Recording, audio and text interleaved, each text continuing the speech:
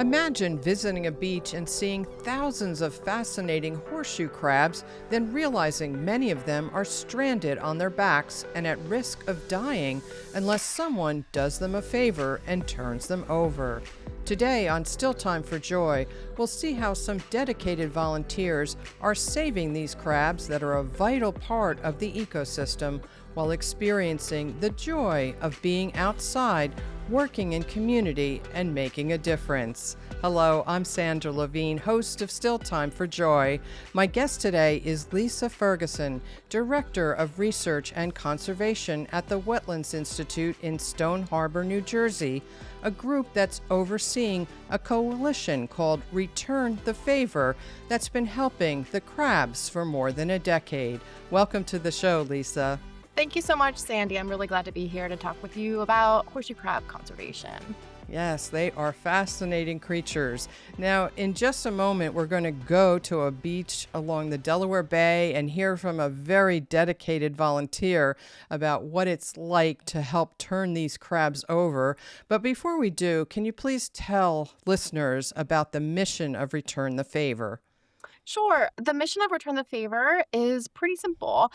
It's to help rescue horseshoe crabs that become stranded on the beaches in New Jersey when they come up to spawn, which is, typically in May and June. And the underlying purpose of that is to protect this species, a marine organism that is a keystone species in the Delaware Bay ecosystem. So horseshoe crabs support a whole host of other species, and the health of these other species hinges on the health of the horseshoe crab population. So the more we can do to protect horseshoe crabs, which in and of themselves are an incredible species that we want to protect, we can actually take those effects even further by helping other marine fishes, turtles, and particularly migratory shorebirds that are using the Delaware Bay as a stopover location. We want to try to help these horseshoe crabs, and we pull volunteers together to make this happen. And that is a key part of how our program functions. So again, you're a coalition. So this is several groups working together. And how many horseshoe crabs would you estimate you've helped over the going on 14 years you've been doing this? It's pretty incredible. We say every crab counts. And by having so many people involved, trained volunteers that have to follow the rules of the program because rules are required because there are restrictions for wildlife and access. But doing this, we're able to day by day, year by year, accumulate rescued crabs, and we are now at over 1,300,000 crabs that have been rescued just on the New Jersey beaches of the Delaware Bay over the last 13 years. Amazing. That is amazing. Now, before we even go any further, the crabs have a tail that they can use to help right themselves under the best conditions. But just very briefly tell people, why do they get stranded in the first place? Right. So for all species, reproductive stage and that period of life is one of the most risky periods where there are so many threats and dangers that are faced just to make the next generation happen. And for horseshoe crabs, they're marine animals, but to reproduce, they come up on the high tide line and they actually come up onto land. By coming up to the high tide, it's going to put their eggs, which they put just on the surface of the sand, in the best location that they have to develop and be successful. So this is how their spawning operates. But in doing so, when that water goes out, or, if we have a wind or a rough day or a storm, they can get churned up, overturned. And as we are losing more and more beach to erosion, sea level rise, we have hazards that are exposed and can trap these crabs.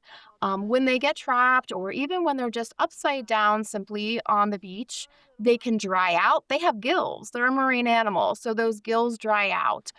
They're very susceptible to depredation, so birds or mammals that may come around and eat them, things like that can cause, or overheating, can cause these crabs to die. So the simple act of turning them onto their feet, to getting them out of these hazards on the beaches can do a world to increase their survival. And that's what we're trying to do.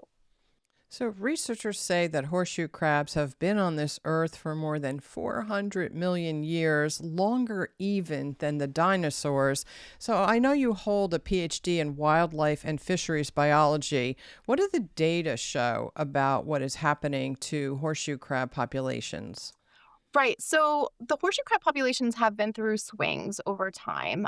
One of the reasons we call this program Return the Favor is because they help us in so many ways. And people connect to horseshoe crabs. They are used for a bait harvest. So they're used to for whelk and eel to collect those. That's current day uses for horseshoe crabs. But they were once harvested for fertilizer in large numbers. And so through these harvests of this seemingly very large population, we've caused harm to that population and reductions in that population. And again, because it's a keystone species, there's a ripple effect. So when a horseshoe crab population is suppressed, other species suffer. We are trying to turn around this trend for horseshoe crabs. The state of New Jersey has been very proactive. There's a moratorium in the state of New Jersey against the harvest of horseshoe crabs.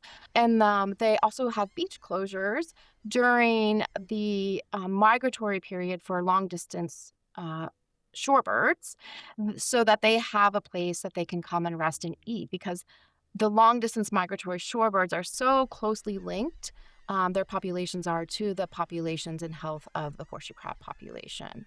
So we're trying to turn that population of horseshoe crabs around, and there's success in those actions, both by the actions that have been taken by the state of New Jersey, through conservation programs like Return the Favor, through other groups that are doing tagging and beach restorations to improve spawning habitat, and through the Atlantic States Marine Fisheries Council, who does the management of the Delaware Bay population of horseshoe crabs. So I'd like to mention your website right now for anybody who is interested in getting involved. It is returnthefavornj.org. That's returnthefavornj.org. Now, earlier you mentioned training. So one would think, oh, you got to turn the crab over. What do I need training for? There's specific ways to do this correctly so you don't hurt the crab. How does one correctly turn over a horseshoe crab? Right. So there's training involved for several different reasons. Touching a crab, picking up the crab, and doing no harm to the crab is the first. They look scary. Sometimes people are intimidated by the look of it, with the tail and the legs and the spikes and all of this. But horseshoe crabs are generally very harmless. They're not an aggressive animal at all. And so by picking them up by the sides of the carapace, by that kind of domed portion of their body, and turning them over, that's the best way to and the safest way to handle crab, both for you and for the crab. Some people think they will, it's better to pick them up by the tail, but that is not recommended. You can actually harm them by doing that. That tail or tailson is very important for them for getting through their lives. So we want to not injure them in the process of trying to help them. The program is orchestrated. It's a very New Jersey specific program because it's orchestrated to work with the regulations in New Jersey to help and protect wildlife. So that's one of the reasons our program is Return the Favor New Jersey. And we do trainings to help our volunteers learn about these restrictions and how we can abide by these restrictions, because doing so are the very things that can help us reduce disturbance, reduce harm to populations, so we can see recovery in horseshoe crabs and we can see recovery in these shorebird populations. And that's the underlying goal of what we're trying to do. So let's go to the beach right now and see what it's like to turn over the crabs. When I get the opportunity to overturn a horseshoe crab or lead public walks like this, it is the most special thing to me, because I love these animals so much that I just do this any day of the week. I love to share my passion about horseshoe crabs and their role in this ecosystem with anybody I can. The volunteers are coming out here to be advocates for the horseshoe crabs. They're coming out here to educate themselves about the importance of helping out our prehistoric critters, but also they're coming out here to literally save a life of a horseshoe crab. Whenever you see a horseshoe crab on its back, you want to go up to it, You can get on the level of the crab, so you want to bend down to them, and you're just going to put both of your hands on the outside of their shell or their carapace, or what might be considered their head, and you're really just going to flip them over, almost like you're flipping over a pancake. After you do flip over that horseshoe crab and put it on its right side, you do want to orient that horseshoe crab towards the water. You want to point them in the right direction. Can people do this any time of year, or are there certain times a year you do this? Well, there is certainly horseshoe crabs all year long, but the return to favor season specifically starts on May 1st and runs through June 30th. So for anybody who wants to get involved, once again, that website is returnthefavornj.org. That's returnthefavornj.org. So Lisa, what do you need from the public? What can people do to help? So there are many ways people can plug in to help. If you want to get involved with Return the Favor, you can come to one of our volunteer trainings. We have those in April of every year. There'll be information posted on our website, or you can email us and we'll put you on a list to send you the dates for those when we get those organized and posted. We also have public walks that we hold that you can join. So if you're not interested in going through a training, our volunteers are required to both collect data and submit data. And that's really important for us because we get to learn trends and capture effort. But if you're not wanting to take those steps, you kind of want to just get out to help or give it a go, try it out, you can come on one of our public walks and we'll have someone who's trained who can walk you through the steps, tell you about the program, show you how to touch a crab, how to turn it over, and help. And you'll just instantly feel better. You've made a difference. You've made a benefit to this, not just the crabs, but this Delaware Bay ecosystem. You can also take note of wildlife regulations, learn about them locally on the Delaware Bay, and in your local community. What is so important on the Delaware Bay are these beach closures that help reduce human disturbance of these long-distance migratory shorebirds. And it's very important that we give these birds that are literally flying days on end to just stop at the Delaware Bay, and they arrive starving and tired, and they need to get rest and recovery. We give them a place that is undisturbed so they can feed. So if you're ever walking on the beach and you come across a group of birds that are foraging or even resting, even if it looks like they're not doing anything, just extend your walk a little bit around them, walk above or below them on the shoreline, and give them a break. So if they're moving, you're too close.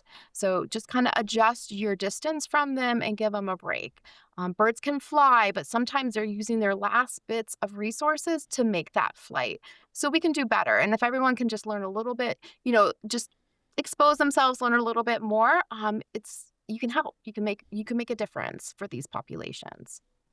And really quickly, before we go, you are the Director of Research and Conservation at the Wetlands Institute in Stone Harbor. What kind of programs are you working on there that are important to the environment? The Wetlands Institute is an independent nonprofit organization. We're down in Cape May County, New Jersey, and we've been around for over 50 years. We do work in environmental education, research, and conservation. And all of our work is about, we really try to do a hands-on approach to serve our mission of protecting, preserving these wetlands and coastal systems and the species that rely on them. So we have projects that focus on diamondback terrapins, coastal birds, the horseshoe crabs. We have a whole array of environmental education programs for all ages to learn, get exposure, and just get engaged. And then we have, of course, a place to come visit. So if you ever want to come see our exhibits and learn more from our the work that we're doing here, you can find out how to visit us on our website, learn more about our programs and engagement opportunities on our website as well. And once again, back to the Return the Favor, what do you see in the people who come out to help? What do you get the feeling that they're gaining really from doing this kind of volunteer work? And also, what does it mean to you? How do you feel about horseshoe crabs? I have to tell you, I love it. I love this program so much because people are drawn to it for so many different reasons. Some come enthusiastically. They've always wanted to learn about and see this creature. Some come tentatively. They're really unsure, but people just get they get stuck with it. They love it, and it makes a difference. You're making an immediate difference, not just for an individual crab, but when you're working together across this network. We have hundreds of volunteers every year that are putting in thousands of volunteer hours for us. There's a cumulative effect of good and benefit, and that just feels good. So even if you're out on your own, you know other people are out doing the same work. So I love that part about it. We're really helping this species that has helped our populations, and that supports the Delaware Bay ecosystem so much. So that's what keeps me going, the people, the animals, and the ability to make change. Well, Lisa, Ferguson, thank you for all you and your partners are doing through Return the Favor to help horseshoe crabs along the Delaware Bay. And thank you so much for coming on the show today. Thank you so much, Sandy. It was great to speak with you. If you found today's show helpful, please share the information with someone who needs it and follow Still Time for Joy for more practical tips on weathering life's storms, as well as inspiring stories of people who have turned their pain into purpose. Please consider supporting the work that goes into producing the show on Patreon. Follow Sandra Levine Productions on Facebook and YouTube, and learn more at sandralevine.com.